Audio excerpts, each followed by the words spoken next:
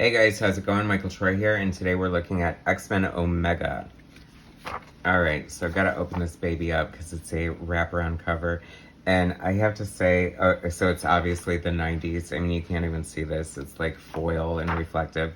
It's actually pretty cool, kind of looking at it. Very super shiny.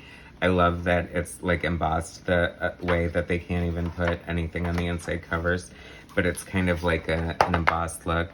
And the cover's by John Romita Jr., fabled X-Men artist. I'm really hit or miss with his art. Inked by Janssen. I normally like that. But, you know, not my favorite X-Men artist. I prefer his stuff like on Daredevil. I think was like pretty much his heyday for me. But whatever. So this is written by Scott Lobdell and the art is by Roger Cruz. So when in the 90s they did the X-Men Age of Apocalypse, like it was a big thing, like alternative timeline, dystopian future for the X-Men. They did a bunch of miniseries and then they bookended it with X-Men Omega, Alpha and Omega. Alpha was drawn by Joe Madureira and Omega is drawn by Joe Madureira clone Roger Cruz, and it ties everything up. But I have to say, as far as clones go, I love Roger Cruz. I think, you know, if Joe Mad wasn't fast enough to have a consistent monthly book or couldn't do 2 books a month, then throw me a frickin' clone. I'm fine with that. So written by Scott Lobdell, dialogue by Mark Waid, pencils by Roger Cruz, with inks by La Rosa, Townsend, Kessel, Candelario, Hannah, and Milgram. So there's lots of great people on this creative team. Letters by Richard Starkings and Comic Craft. And in the 90s is pretty much when they started doing computer lettering and coloring for that matter. Unless you're doing independents, most all comics are lettered digitally now. But we're opening with Magneto here. Magneto. I go back and forth on that because I always forget which one I decided on. I think it is Magneto, isn't it? I don't know. I feel like I'm getting annoyed with myself, like even asking that question.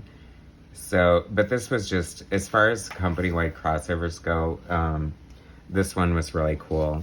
So many good things came out of this, like great character designs. I feel like some of them even stayed. Like Blink, she became a member of the Exiles, that one that Judd Winnick wrote, with that sort of alternate X-Men team that like hopped around in time, and they just had really cool versions of their characters. So this is funny. I kind of like Colossus's look with that, I don't know, almost pirate look. And there were just a lot of great designs for these characters too. But we have that annoying, like typical 90s image, like double page spread, and you have to turn the book sideways. So I think we have Rob Liefeld to thank for that. That seems to be one of his big tropes. I mean, hell, if the art's bigger and gives us more of it, I'm all for it. Because comic books, as much as I love the stories and the characters, has always pretty much first and foremost been about the art for me. So that's why if I seem picky about the art, sometimes I am. Very cool versions of Jean Grey and Cyclops. I'm really loving this. Rogue was really cool in this storyline too. And this is kind of a great book. I love Apocalypse. Like, what a great design. He was so cool in X Factor and like Archangel turning into Archangel. I mean, that was like one of the most badass like comic redesigns ever. Talk about taking this like waspy sort of Anglo character and turning him into a horseman for Apocalypse. I mean, doesn't get edgier than that. Well, maybe it does. I'm sure it does, but you know. What was his name again? I wonder if Roger Cruz has done anything in recent years. I should definitely look him up because I really liked his art. I always thought it was fun. I mean, you know, even if it's very much sort of impersonation of Joe Madureira, he still holds his own. I mean, he sort of made it his own style. You know, in the way that like someone like Nick Bradshaw very much owes a lot to Art Adams, but I can't help it. I love a good art clone, especially if they're like cool on their own and haven't like ruined the original style. Ilyana, I can never get enough of Ilyana. I love the New Mutants movie.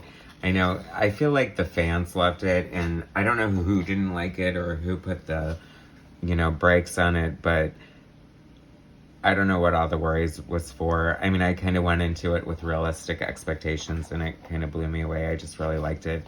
I thought it was enjoyable, like, it never got boring. I loved the cast, the characters.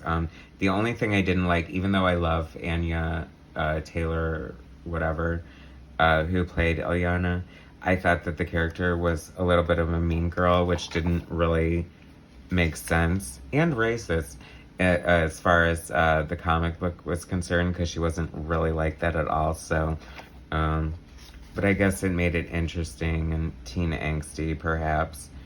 Shadowcat, that was kind of a fun outfit for her, little edgy. Kitty Pryde has always been one of my favorite characters. Another reason I'm kind of not interested in reading modern X-Men is I feel like she'd be so unrecognizable from what I know. Throw Legion in there for good measure. This is fun. I mean, if you're going to be a 90s comic book, be a 90s comic with a Joe Madureira clone drawing it, right? Spoilers coming up. I forgot how this ends, but